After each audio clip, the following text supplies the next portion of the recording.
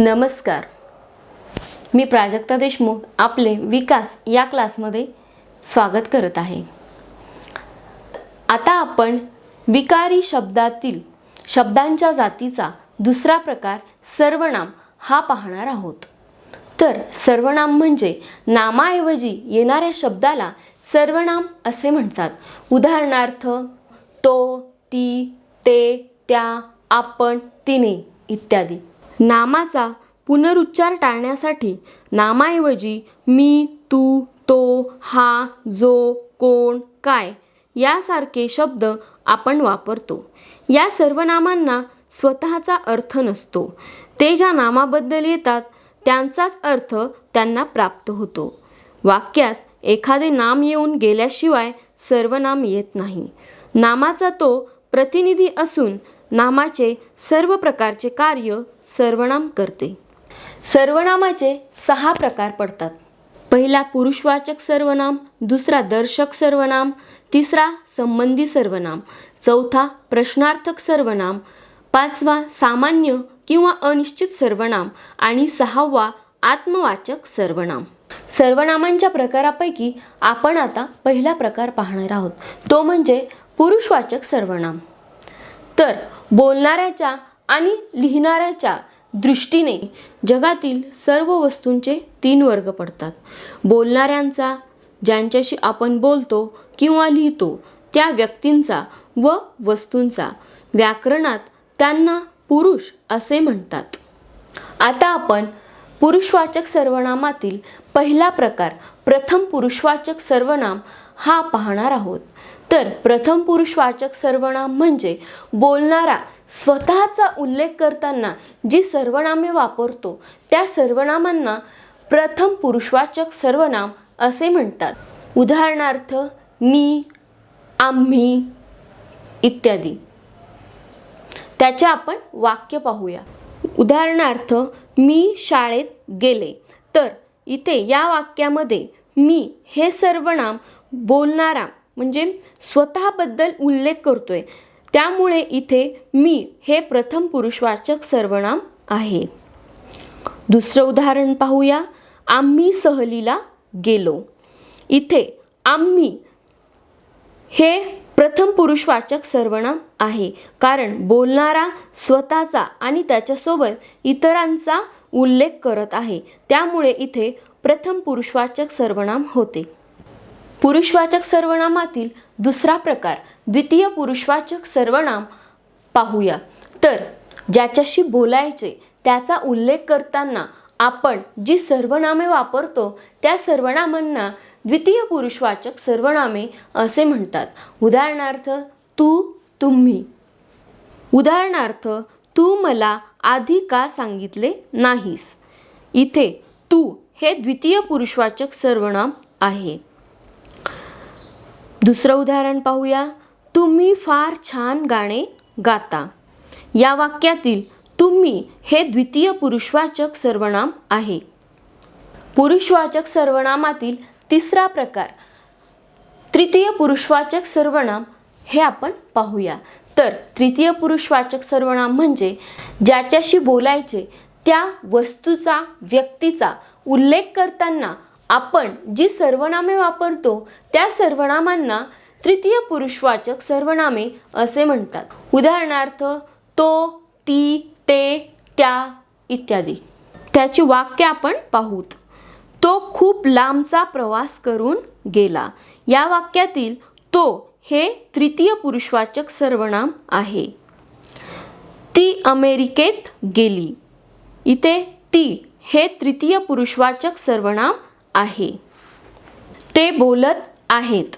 या वाक्यातील ते हे तृतीय पुरुषवाचक सर्वनाम आहे. सर्वनामांच्या प्रकारापैकी दुसरा प्रकार दर्शक सर्वनाम हा आपण पाहूया.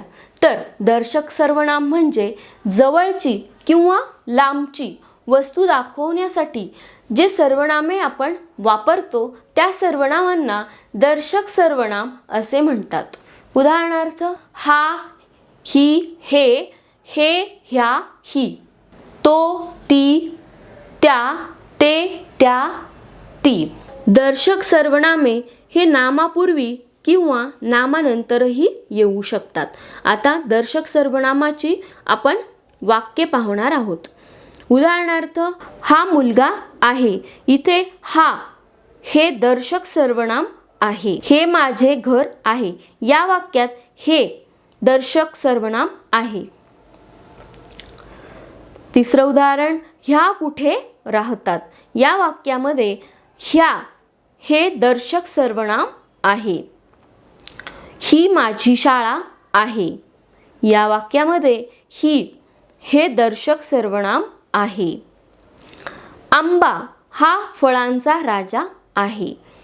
या वाक्यामध्ये हा हे दर्शक सर्वनाम आहे. विद्यार्थी हे चिकित्सक असतात. या वाक्यामध्ये हे दर्शक सर्वनाम आहे. सर्वनामाचा तिसरा प्रकार संबंधी सर्वनाम हा आपण पाहणार आहोत. तर संबंधी सर्वनाम म्हणजे वाक्यात पुढे येणाऱ्या दर्शक सर्वनामाशी संबंध दाखविणाऱ्या सर्वनामास संबंधी सर्वनाम असे म्हणतात. उदाहरणार्थ, जो, जी, जे, जा, जी. जो कष्ट करतो तो प्रगती करतो. या वाक्यामध्ये जो हे संबंधी सर्वनाम आलेलं आहे आणि तो हे दर्शक सर्वनाम आहे. दुसरं वाक्य, जी आधी पोहोचेल ती जिंकेल. या वाक्यामध्ये जी हे संबंधी सर्वनाम आहे आणि पुढे आलेलं ती हे दर्शक सर्वनाम आहे. तिसरं वाक्य पाहूया, जे आले नाही ते हरले. या वाक्यामध्ये जे हे संबंधी सर्वनाम आहे आणि पुढे आलेलं ते हे दर्शक सर्वनाम आहे. सर्वनामाचा चौथा प्रकार प्रश्नार्थक सर्वनाम पाहू आपण. ज्या सर्वनामांचा उपयोग वाक्यात प्रश्न विचारण्यासाठी होतो त्या सर्वनामांना प्रश्नार्थक सर्वनाम असे म्हणतात. उदाहरणार्थ, कोण, काय. तर आता आपण प्रश्नार्थक सर्वनामांचे वाक्य पाहूयात. घरी कोण आहे. या वाक्यामध्ये कोण या सर्वनामाने प्रश्न विचारलेला आहे म्हणून इथे कोण हे प्रश्नार्थक सर्वनाम होते. दुसरं वाक्य पहा, मी हे कपडे कुणाला देऊ. या वाक्यामध्ये कुणाला या शब्दाने प्रश्न विचारण्यात आलेला आहे त्यामुळे इथे कुणाला हे प्रश्नार्थक सर्वनाम होते. तुला काय हवे. या वाक्यात काय या सर्वनामाने प्रश्न विचारण्यात आलेला आहे त्यामुळे इथे काय हे प्रश्नार्थक सर्वनाम होते. सर्वनामाचा पाचवा प्रकार सामान्य किंवा अनिश्चित सर्वनाम हा आता आपण पाहणार आहोत. तर वाक्यामध्ये कोण, काय ही सर्वनामे वाक्यात प्रश्न विचारण्यासाठी न येता ती कोणत्या नामाबद्दल आलेली आहे हे निश्चितपणे सांगता येत नाही. त्यावेळेस त्या सर्वनामांना सामान्य किंवा अनिश्चित सर्वनामे असे म्हणतात. उदाहरणार्थ, कोण, काय. तर सामान्य किंवा अनिश्चित सर्वनामांची आपण काही वाक्ये पाहूया. कोणी कोणास नाव ठेवू नये. तर या वाक्यामध्ये कोणी, कोणास ही अनिश्चित सर्वनामे आहेत. तर ही सर्वनामे आपण कोणत्या व्यक्तीबद्दल बोलतोय हे निश्चित नसल्यामुळे येथे सामान्य किंवा अनिश्चित सर्वनाम होते. मी काय सांगतो ते लक्षपूर्वक ऐका. या वाक्यामध्ये काय हे सामान्य किंवा अनिश्चित सर्वनाम आहे. तर या वाक्यामध्ये मी काय सांगणार आहे हे निश्चित माहिती नसल्यामुळे या ठिकाणी सामान्य किंवा अनिश्चित सर्वनाम होते. तिसरं वाक्य, शहरात काय वाटेल ते मिळेल. या वाक्यामध्ये काय हे सामान्य किंवा अनिश्चित सर्वनाम आहे. येथे काय हे सर्वनाम शहरात कुठलीही गोष्ट मिळते हे सांगण्यासाठी आलेले आहे.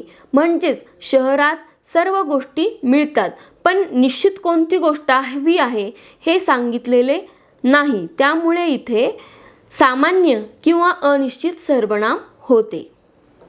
कोणी काहीही म्हणा, मी हे काम सोडणार नाही. या वाक्यामध्ये कोणी हे सामान्य किंवा अनिश्चित सर्वनाम आहे. येथे कोणी हे सर्वनाम कोणत्या व्यक्तीबद्दल आले आहे हे निश्चित नसल्यामुळे येथे सामान्य किंवा अनिश्चित सर्वनाम होते. सर्वनामाचा शेवटचा 6वा प्रकार आत्मवाचक सर्वनाम हा आपण पाहणार आहोत. तर आपण या सर्वनामाचा उपयोग जेव्हा स्वतः असा होतो तेव्हा त्या सर्वनामास आत्मवाचक सर्वनाम असे म्हणतात. उदाहरणार्थ, आपण स्वतः. आत्मवाचक सर्वनामाची आपण वाक्य पाहणार आहोत. मी स्वतः त्याला पाहिले. या वाक्यामध्ये स्वतः हे आत्मवाचक सर्वनाम आहे. तू स्वतः मोटार चालवशील का? या वाक्यामध्ये स्वतः हे आत्मवाचक सर्वनाम आहे. तो आपण होऊन माझ्याकडे आला. या वाक्यामध्ये आपण हे आत्मवाचक सर्वनाम आहे. तुम्ही स्वतःला काय समजता? या वाक्यामध्ये स्वतःला हे आत्मवाचक सर्वनाम आहे.